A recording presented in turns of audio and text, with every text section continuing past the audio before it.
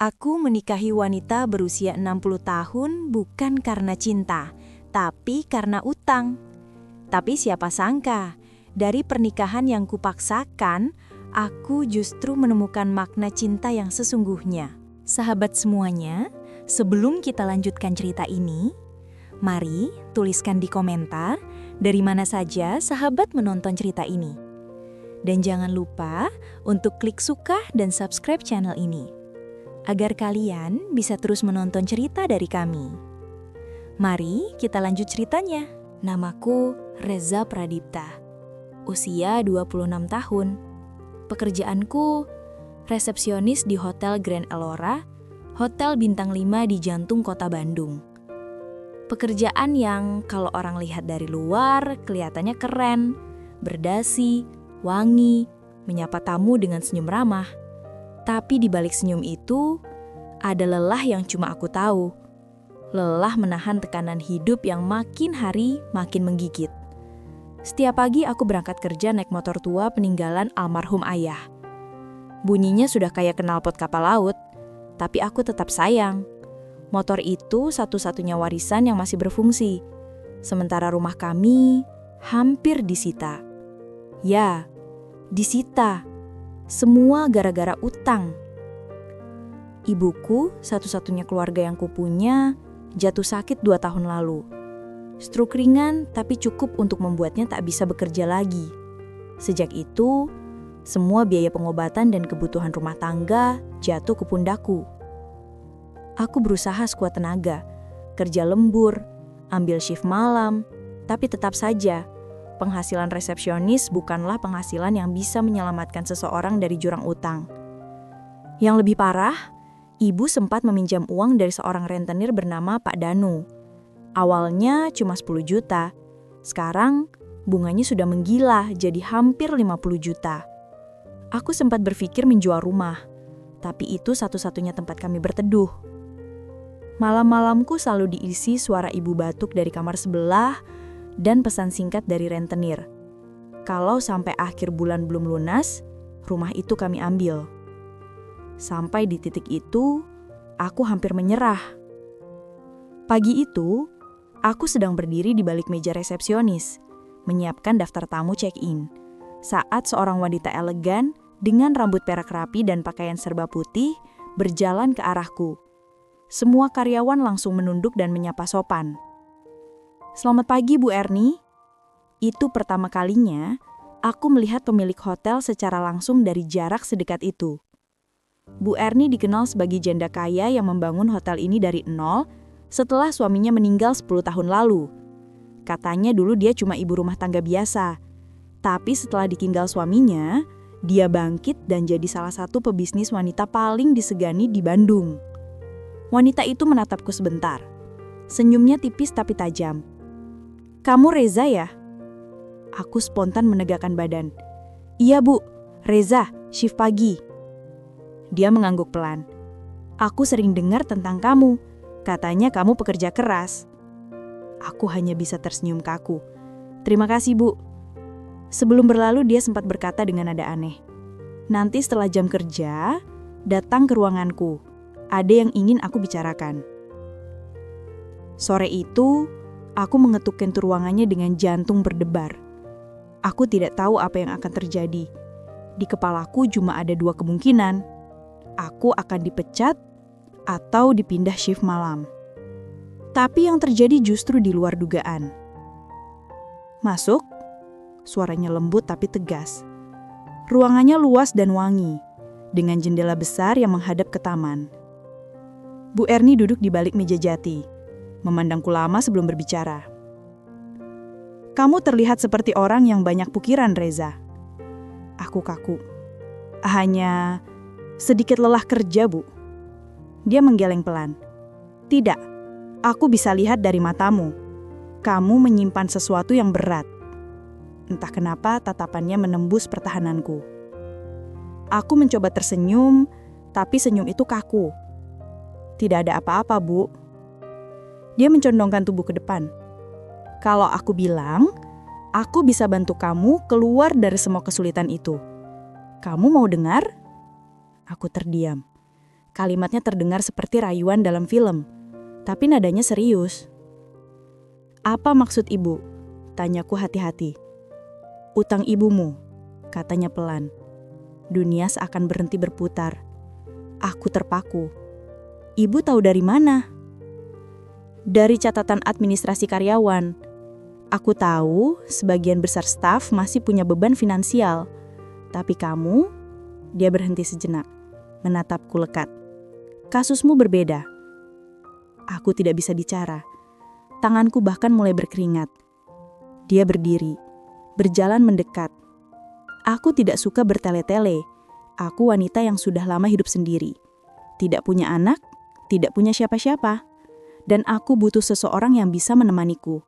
Secara resmi. Aku menatapnya tanpa mengerti. "Maksud ibu?" Dia menghela nafas panjang, lalu berkata tenang. "Aku ingin kamu menikah denganku." Aku kira dia bercanda, tapi tatapan matanya terlalu serius untuk sebuah lelucon. "Ibu," suaraku serak, "saya ini cuma resepsionis. Usia saya baru 26 tahun, sedangkan ibu 60. Dia menyambung dengan senyum kecil. "Aku tahu, aku tidak butuh pengingat tentang umur, Reza." Aku menunduk. "Maaf, saya tidak paham. Kenapa saya?" "Karena aku percaya padamu. Aku tahu kamu bukan tipe laki-laki yang cuma mengejar uang.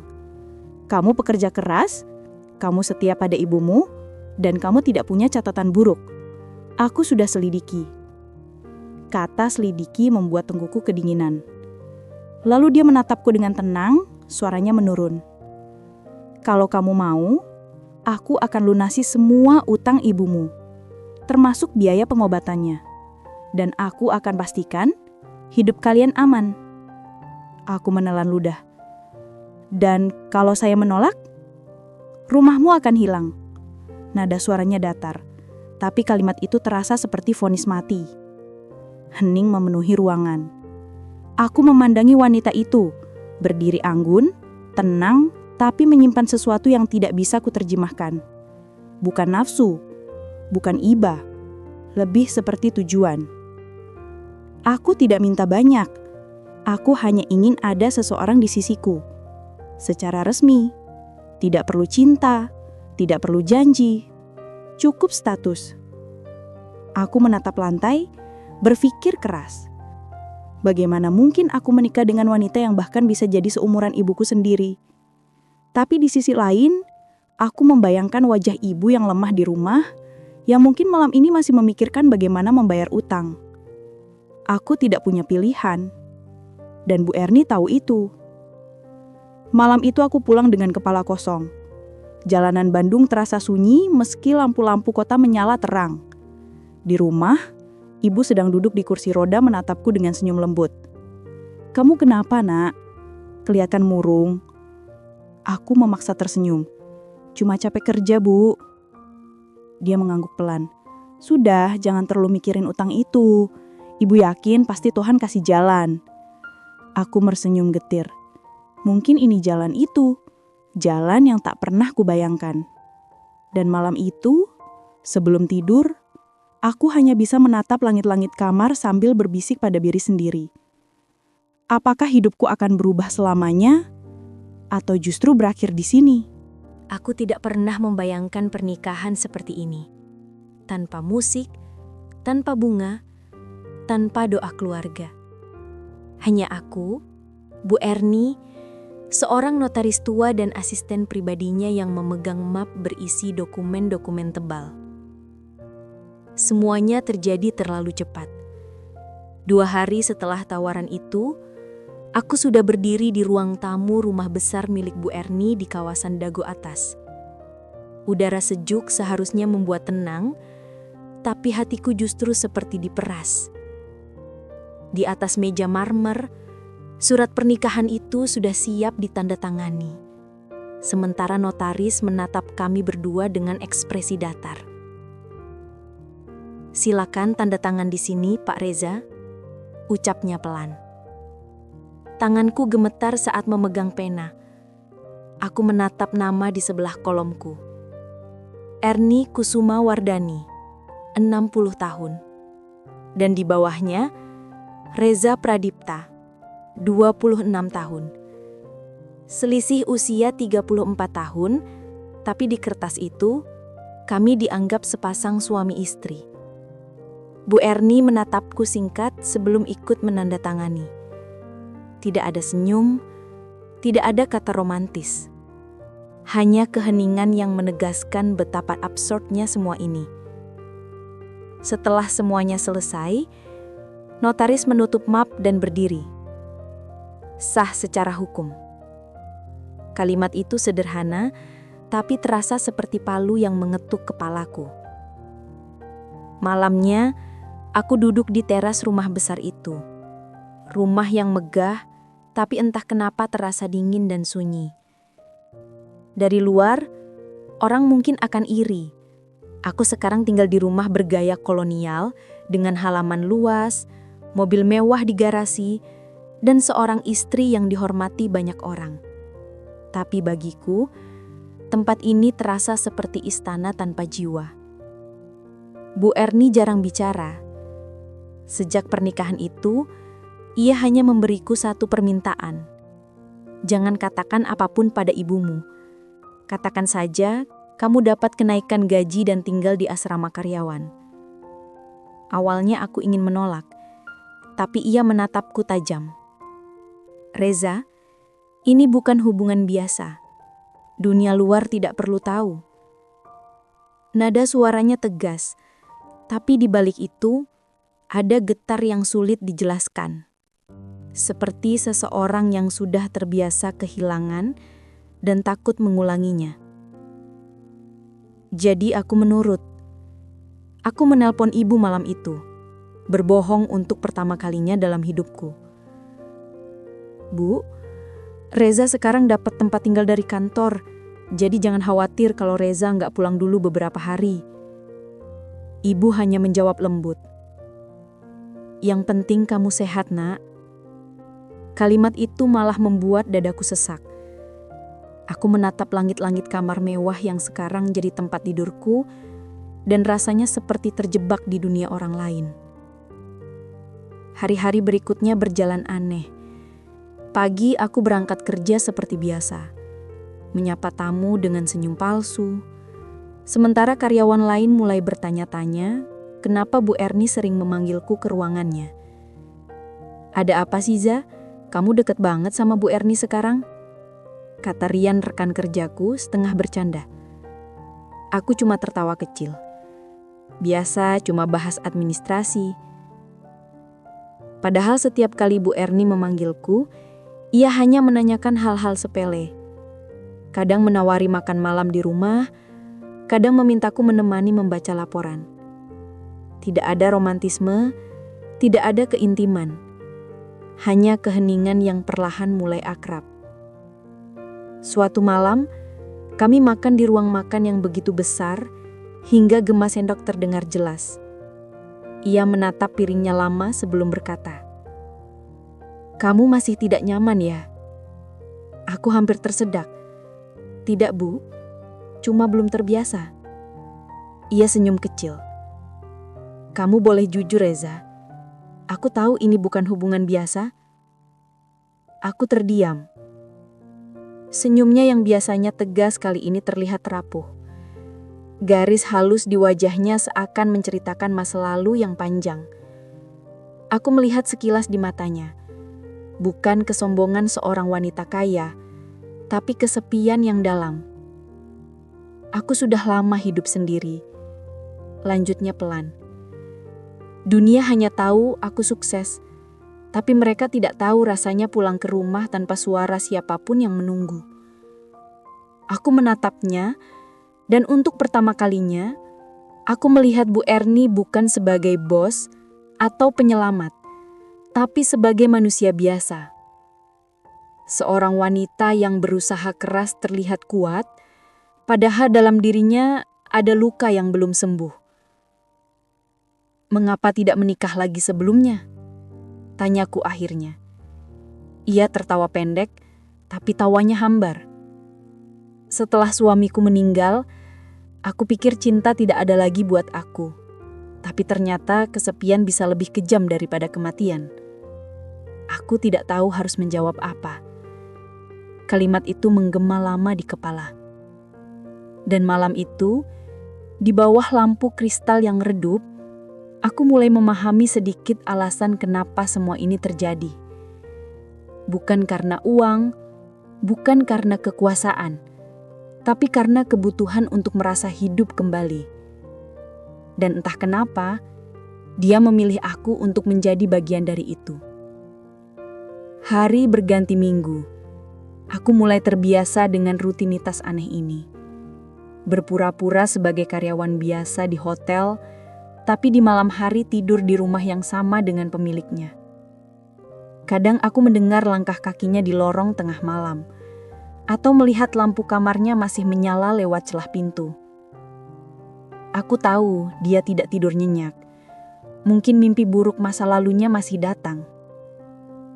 Suatu malam, aku memberanikan diri membuatkan teh untuknya.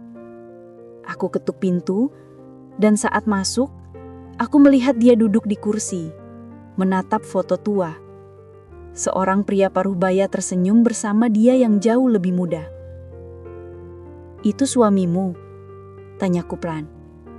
Ia mengangguk. Dia pergi terlalu cepat. "Maaf," kataku. Ia tersenyum tipis. "Tidak apa-apa, aku sudah lama belajar berdamai.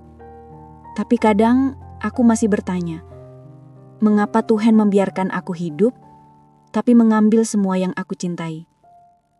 Aku tidak bisa menjawab. Hanya diam memandang wanita di depanku yang ternyata tidak sekuat yang kelihatannya. Malam itu, untuk pertama kalinya, aku merasa iba. Bukan karena uang, bukan karena perjanjian, tapi karena melihat manusia lain yang sedang melawan sunyi sendirian. Dan tanpa sadar, hatiku mulai retak sedikit, membuka ruang untuk sesuatu yang belum sempat kuterima. Empati, dan mungkin cinta. Aku masih belum tahu bagaimana kisah ini akan berakhir. Yang aku tahu, rahasia ini semakin berat untuk disimpan. Setiap kali ibu menelpon, menanyakan kapan aku pulang, aku hanya bisa menjawab, "Sebentar lagi, Bu. Reza cuma kerja lembur."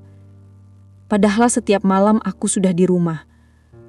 Rumah yang bukan milikku. Di samping wanita yang kini sah menjadi istriku, tapi masih terasa seperti orang asing. Dan entah kenapa, setiap kali aku menatap wajahnya di bawah cahaya lampu, aku tahu Bu Erni menyimpan sesuatu yang lebih besar daripada kesepian. Sesuatu yang belum dia ceritakan padaku. Sudah hampir 2 bulan sejak aku menikah dengan Bu Erni. 2 bulan hidup dalam 2 dunia yang sama sekali berbeda. Satu dunia penuh kemewahan dan diam di rumah besar di Dago. Dan satu lagi dunia sederhana tempat ibuku masih menunggu di rumah lama kami, yang hampir disita. 2 dunia itu seperti 2 sisi cermin.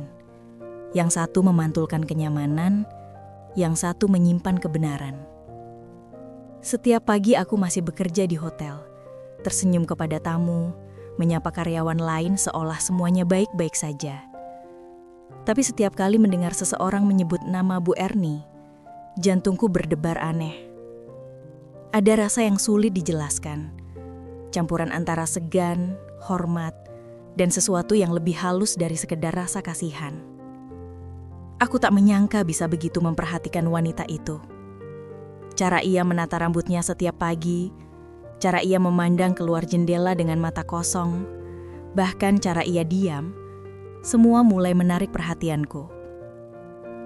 Kadang aku mendapati diriku memandangi punggungnya lebih lama dari seharusnya.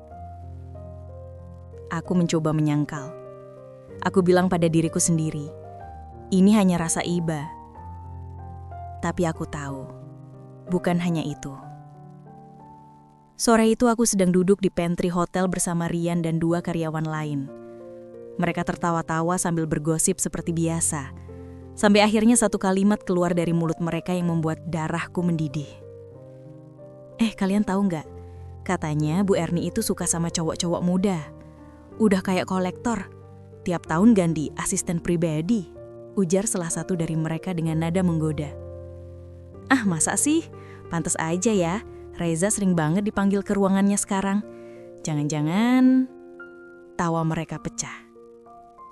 Aku hanya diam. Tapi di dalam hati aku ingin berdiri dan membantah mereka keras-keras. Aku ingin bilang kalau Bu Erni bukan seperti itu. Kalau dia lebih dari yang mereka kira. Tapi aku tidak bisa. Karena bagaimana aku bisa membela seseorang tanpa membongkar rahasia besar kami? Jadi aku memilih diam. Tapi diam itu menyakitkan. Sejak hari itu setiap kali melangkah di koridor hotel, aku merasa seperti semua mata menatapku dengan curiga. Dan anehnya, Bu Erni seolah tahu. Ia mulai jarang memanggilku di jam kerja. Mungkin ia juga mendengar gosip itu. Malamnya di rumah, suasana makin sunyi. Aku duduk di ruang tamu, menatap televisi yang menyala tapi tak benar-benar kulihat. Bu Erni muncul dari tangga dengan piyama sutra abu-abu. Rambutnya terurai sebahu, wajahnya tampak lelah. "Kamu belum tidur?" tanyanya lembut. Aku menggeleng. "Enggak mantuk." Ia berjalan mendekat, lalu duduk di sofa sebelahku. Untuk beberapa detik tak ada yang bicara. Hanya suara jam dinding dan detak jantungku yang tiba-tiba terasa keras sekali. "Aku dengar ada gosip di hotel," katanya pelan. Aku menoleh kaget. "Ibu tahu?" Dia tersenyum samar. "Tentu saja. Dinding hotel itu punya telinga, Reza. Aku sudah biasa jadi bahan omongan. Tapi kali ini, sepertinya kamu juga ikut terseret." Aku menunduk. "Saya minta maaf, Bu. Semua ini karena saya." "Tutup mulutmu." Nada suaranya tegas, tapi lembut. "Kamu tidak salah. Dunia memang kejam pada yang tidak mengerti. Mereka menilai tanpa tahu apa yang sebenarnya terjadi." Dia memandangku lama dan untuk pertama kalinya, aku melihat sorot mata yang berbeda di sana. Bukan hanya kesepian tapi juga kehangatan. Dia berpanjang waktu memandangku. Lalu katanya, "Aku tidak menyesal memilih kamu. Kamu membuat rumah ini terasa hidup lagi." Kalimat itu sederhana tapi mengguncangkanku. Aku menelan ludah, mencoba menyembunyikan wajahku yang panas. "Saya cuma melakukan apa yang seharusnya, Bu." Dia tersenyum. Kalau semua orang melakukan yang seharusnya, mungkin dunia ini tak akan terlalu dingin.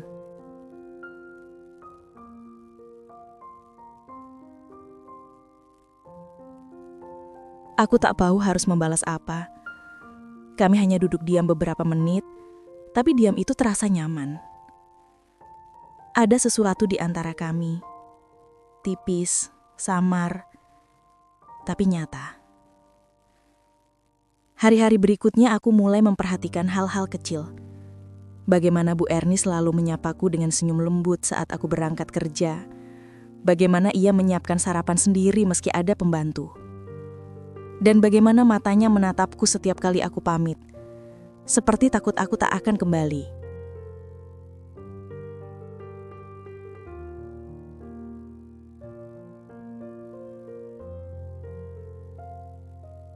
Kadang aku berpikir, mungkin dia benar-benar mulai menyukaiku.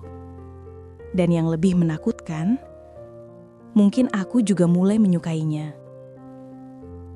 Namun setiap kali perasaan itu tumbuh, bayangan wajah ibu langsung muncul di kepalaku. Bagaimana reaksi beliau kalau tahu anaknya menikah diam-diam dengan wanita seusia dirinya? Aku bahkan tak sanggup membayangkannya. Dan ketakutan itu menjadi semakin nyata ketika suatu malam, ibu menelpon. Suaranya terdengar lembut tapi penuh curiga. "Reza, akhir-akhir ini kamu berubah ya? Jarang pulang, jarang kabar. Ibu kadang khawatir kamu ada masalah." Aku tercekat. "Enggak, Bu. cuma sibuk di hotel. Tapi kamu sekarang sering kirim uang lebih banyak. Dapat bonus. Aku terdiam. Aku lupa, Bu Erni memang memberikan sejumlah uang untuk ibu tiap bulan, agar tampak wajar. Tapi penjelasan itu sulit. Iya Bu, ada kenaikan gaji. Jawabku singkat. Ibu diam lama sebelum berkata, Reza, jangan bohong sama ibu ya. Ibu cuma takut kamu terlibat sesuatu yang salah. Kata-katanya menusuk seperti pisau. Aku ingin jujur, ingin bilang semuanya, tapi aku tahu aku tidak bisa. Bibirku kaku. Ibu percaya sama Reza kan? Iya nak, ibu selalu percaya. Dan kalimat itu membuat hatiku hancur. Malam itu aku duduk di balkon rumah besar itu sendirian. Angin dingin menampar wajahku. Di belakangku, Bu Erni datang membawa selimut, lalu meletakkannya di pundakku. Kenapa murung terus, Reza? Tanyanya lembut. Aku menatap ke bintang. Saya capek pura-pura, Bu. Capek berbohong. Dia menghela nafas. Kadang kebohongan itu satu-satunya cara untuk menjaga yang kita sayangi. Aku menoleh kepadanya. Tapi saya juga manusia, Bu. Saya punya hati. Dan hati saya mulai bingung. Dia menatapku lama dan matanya berkaca-kaca. Kalau kamu bingung karena aku, mungkin sudah waktunya aku jujur. Aku terdiam. Dia berdiri perlahan, menatapku dengan ekspresi yang belum pernah aku lihat sebelumnya. Antara lembut dan takut. Reza, mungkin kamu pikir aku cuma wanita tua yang kesepian. Tapi setiap kali melihatmu, aku merasa hidup lagi. Aku tahu aku egois. Tapi aku sungguh menyayangimu. Dunia seperti berhenti sejenak. Aku menatapnya, tak bisa bicara. Dalam 1 detik itu, semua yang aku sembunyikan dari diriku sendiri meledak. Rasa iba, kagum, dan kehangatan yang tak semestinya ada. Aku tidak tahu apa yang lebih salah dari itu. Kebohongan yang harus kujaga, atau perasaan yang mulai tumbuh tanpa izin. Dan malam itu, untuk pertama kalinya sejak kami menikah, aku tidak bisa tidur sama sekali. Aku hanya memandangi siluet Bu Erni dari balik pintu kamarnya yang sedikit terbuka. Dan menyadari bahwa aku sudah terlalu dalam untuk bisa kembali. Malam itu aku pulang kerja dengan kepala penuh kebingungan. Sudah seminggu sejak Bu Erni menyatakan perasaannya di balkon, tapi aku belum juga memberi jawaban. Sejujurnya, aku tidak tahu bagaimana harus bersikap. Setiap kali menatap matanya, aku merasa hangat, tapi sekaligus bersalah. Seolah aku sedang menyalahi sesuatu yang seharusnya tak kulanggar. Namun malam ini berbeda. Begitu aku masuk ke halaman rumah, suasananya tidak seperti biasanya. Lampu taman menyala lembut, musik instrumental pelan terdengar dari ruang makan. Di meja panjang, kulihat lilin-lilin kecil berjajar rapi. Dan di tengahnya, Bu Erni berdiri, mengenakan gaun berwarna ungu tua yang membuatnya tampak jauh lebih muda dari usianya. "Selamat datang, Reza," ucapnya dengan senyum lembut. "Aku masak sendiri malam ini." Aku terpaku. Jarang sekali aku melihatnya seperti ini. Biasanya ia selalu tampak tenang, anggun tapi berjarak. Malam ini berbeda. Ada sesuatu di matanya. Seperti seseorang yang sudah memutuskan sesuatu yang besar. "Kita merayakan sesuatu, Bu?" tanyaku pelan. Dia tersenyum kecil. "Ya, kita merayakan kejujuran." Aku tidak mengerti maksudnya, tapi aku duduk. Makan malam itu berjalan dalam diam. Hanya suara sendok dan garpu, serta aroma masakan yang entah kenapa justru membuatku semakin gugup. Setelah beberapa menit, Bu Erni meletakkan sendoknya, menatapku dengan mata yang tenang namun dalam. "Reza," katanya pelan, "ada hal yang harus kamu tahu malam ini." Aku menegakkan badan. "Tentang apa, Bu?" Dia menghela napas panjang, lalu menatap lilin yang bergetar di depan kami. "Pernikahan kita bukan karena kesepian." Kalimat itu langsung membuat jantungku berhenti berdetak sejenak. Aku menatapnya, bingung, takut, tapi juga penasaran. "Lalu kenapa, Bu?" Dia bangkit, berjalan ke arah rak kayu di sudut ruangan, lalu mengambil sebuah amplop coklat tua. Saat dia kembali dan duduk di depanku, wajahnya terlihat berbeda, lebih tegas tapi juga berat. "Kamu harus tahu kebenaran sebelum segalanya terlambat." Ia membuka amplop itu dan mengeluarkan beberapa lembar dokumen. Di atasnya tertulis, "Surat warisan keluarga Kusuma." "Reza," lanjutnya, "aku menikahimu karena aku butuh pelindung.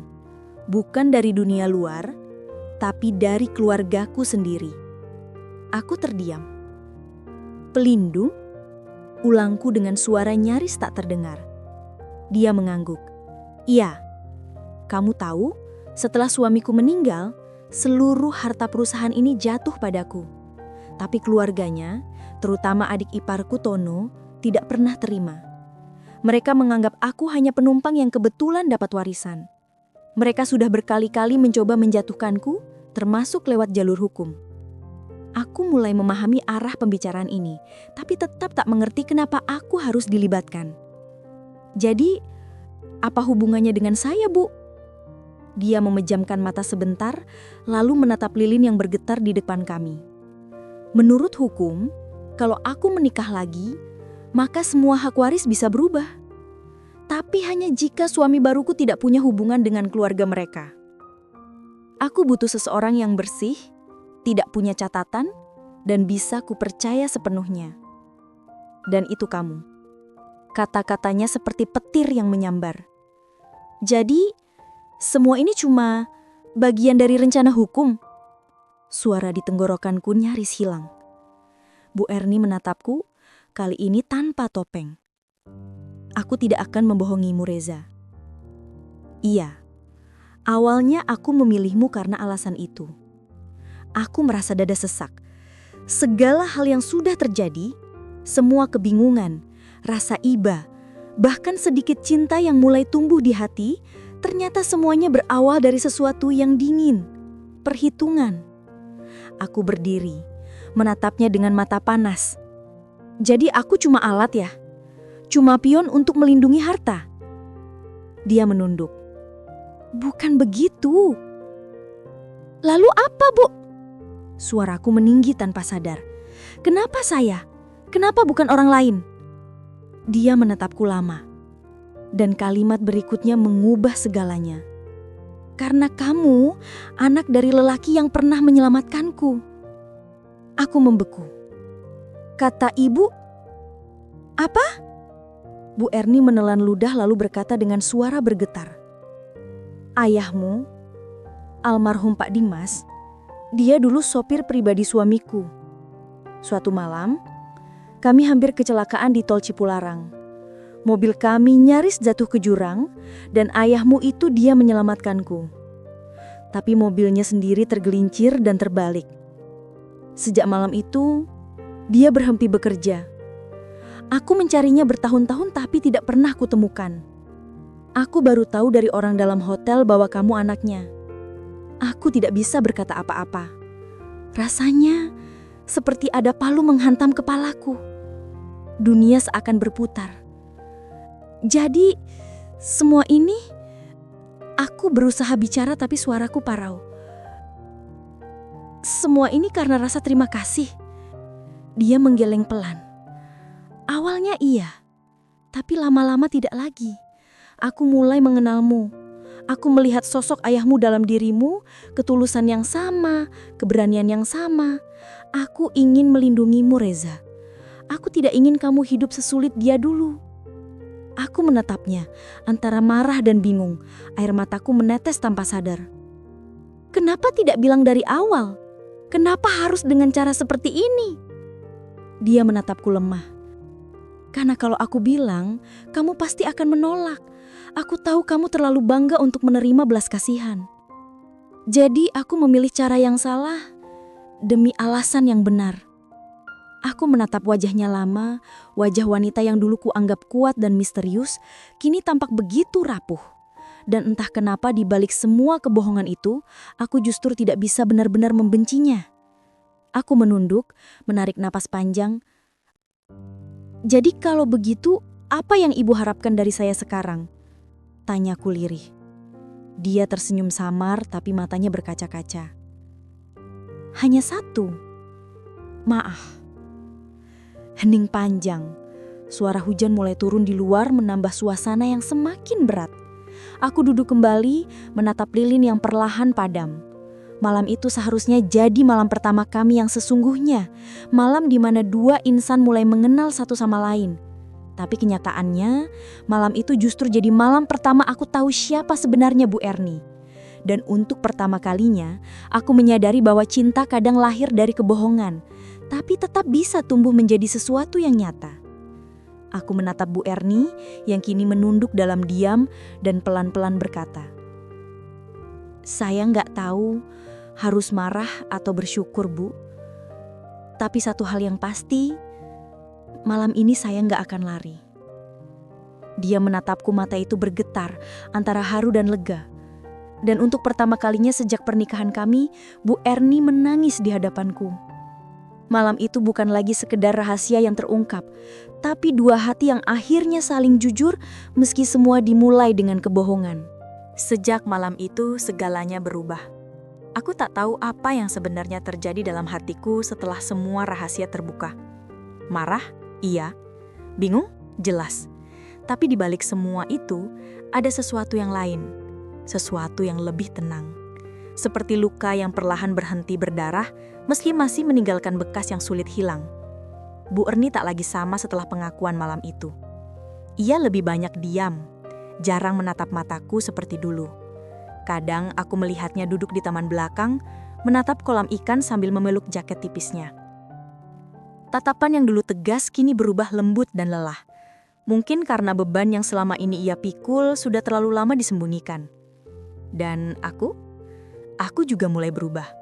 Aku mulai melihatnya bukan lagi sebagai wanita tua kaya yang menolongku karena kasihan, tapi sebagai manusia. Seorang perempuan yang juga pernah mencintai, kehilangan, dan mencoba bertahan di dunia yang tak pernah benar-benar adil padanya. Hari-hari kami berjalan lambat tapi hangat. Kadang kami makan malam bersama tanpa banyak bicara, hanya bertukar senyum kecil atau komentar ringan tentang pekerjaan. Anehnya, kebisuhan itu tidak lagi membuatku canggung, malah terasa nyaman. Sampai suatu pagi, aku melihatnya pingsan di dapur. Panik bukan main, aku langsung membawanya ke rumah sakit. Dokter mengatakan kalau Bu Erni mengalami kelelahan parah dan tekanan darahnya menurun. Saat mendengarnya, dadaku langsung sesak. Aku duduk di kursi ruang tunggu dengan tangan menggenggam erat, berdoa agar tidak terjadi apa-apa padanya. Beberapa jam kemudian, dokter keluar dan berkata bahwa kondisinya stabil. Tapi aku tak bisa menahan air mata ketika melihat tubuhnya terbaring lemah di ranjang puki itu. Wanita yang selama ini terlihat kuat, tegas dan berkuasa, kini tampak begitu rapuh. Aku duduk di kursi sampingnya, menggenggam tangannya yang dingin. Untuk pertama kalinya, aku sadar betapa besar kehadirannya dalam hidupku. Bukan sebagai penyelamat hutang, bukan pula sebagai atasan, atau istri karena perjanjian, tapi sebagai seseorang yang benar-benar berarti. Hari-hari berikutnya kulewati di rumah sakit. Aku menemani setiap pagi, memastikan dia minum obat, bahkan belajar membuatkan bubur kesukaannya. Kadang dia tersenyum melihat kekacauanku di dapur. "Reza," katanya suatu sore, suaranya pelan tapi jelas. "Kamu nggak perlu melakukan semua ini." Aku menatapnya lembut. "Saya nggak bisa diam aja, Bu. Saya pingin di sini." Dia tersenyum tipis tapi di matanya ada air yang berkilat. "Aku sudah cukup merepotkanmu, Nak. Mungkin kalau waktu bisa diulang, aku ingin memperbaiki semua caraku memperlakukanmu dulu." Aku menggeleng cepat. Enggak usah, Bu. Saya malah bersyukur. Kalau bukan karena Ibu, rumah saya mungkin udah disita. Ibu udah bantu saya, bantu ibu saya juga, dan saya belum sempat benar-benar bilang terima kasih. Dia diam lama, menatapku dengan senyum yang sulit kugambarkan. Kadang Tuhan memang punya cara aneh buat mempertemukan dua orang yang sama-sama luka. Mungkin kamu bukan cuma penyelamat warisanku, tapi juga penyelamat hatiku. Kata-katanya menancap dalam. Aku menggenggam tangannya lebih erat, dan entah kenapa aku merasa sesuatu di dalam diriku runtuh. Tembok yang selama ini kupasang perlahan hancur. Setelah beberapa hari dirawat, Bu Erni akhirnya diizinkan pulang. Tapi kesehatannya belum benar-benar pulih. Ia sering batuk, kadang kelelahan, dan lebih sering menghabiskan waktu di rumah. Aku pun memutuskan untuk mengurangi jam kerja di hotel. Aku ingin menemaninya sebanyak mungkin. Malam-malam kami kini berbeda, tak lagi diisi dengan keheningan canggung. Kadang kami menonton film lawas di ruang tamu, tertawa kecil bersama, atau sekedar duduk di teras sambil minum teh. Aku suka mendengarnya bercerita tentang masa mudanya, tentang mimpinya yang sederhana, tentang suaminya dulu yang ternyata bukan pria sebaik yang orang kira, dan tentang ayahku yang katanya pernah memberinya semangat hidup di saat ia nyaris menyerah. Setiap kali mendengar kisah itu, aku merasa semakin dekat dengannya. Bukan karena rasa kasihan, tapi karena rasa hormat, karena ketulusan yang nyata. Sampai suatu malam, aku duduk di sampingnya, melihat dia tertidur di sofa. Wajahnya terlihat damai di bawah cahaya lampu redup. Aku tersenyum lalu menyelimuti tubuhnya dengan hati-hati. Dan saat itu aku sadar, aku mencintainya. Tanpa rencana, tanpa alasan. Hanya karena aku ingin dia bahagia. Cinta itu datang pelan-pelan. Seperti embun pagi yang tak disadari tapi menyejukkan. Tidak ada kata romantis, tidak ada pelukan hangat di bawah langit berbintang, tapi ada ketulusan yang jauh lebih dalam daripada semua itu. Kini beberapa bulan telah berlalu. Bu Erni mulai pulih sepenuhnya. Kami kembali ke rutinitas tapi dengan cara yang berbeda. Kami tidak lagi berjarak. Aku sering memanggilnya sayang tanpa canggung. Dia pun tertawa, kadang menggoda balik dengan gaya keibuannya yang manja. Lucunya, pernikahan yang dulu kusebut paksaan, kini menjadi rumah yang tak ingin kutinggalkan. Aku mulai benar-benar hidup, bukan karena terbebas dari utang, tapi karena akhirnya aku tahu makna cinta. Bukan tentang siapa yang muda atau tua, bukan tentang siapa yang memberi lebih banyak, tapi tentang siapa yang memilih untuk tetap tinggal, meski awalnya salah arah. Dan setiap kali aku menatap Bu Erni, aku selalu teringat satu hal. Cinta ini memang tak direncanakan, tapi justru karena itu, ia terasa nyata. Aku menggenggam tangannya di pagi yang cerah itu dan tersenyum. "Terima kasih, Bu," kataku pelan. Dia menatapku heran. "Untuk apa?" Aku menatap matanya. Mata yang dulu membuatku gelisah, kini jadi tempatku pulang. "Untuk mencintaiku, bahkan ketika caranya salah." Dia tersenyum lalu membalas genggamanku. Dan di saat itu aku tahu, aku tak lagi hidup dalam pernikahan yang disembunyikan.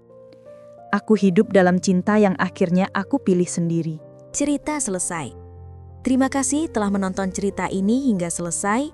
Semoga kalian selalu dilancarkan rizkinya dan disehatkan badannya. Jangan lupa untuk klik suka dan subscribe channel ini, agar channel ini terus berkembang. Terima kasih.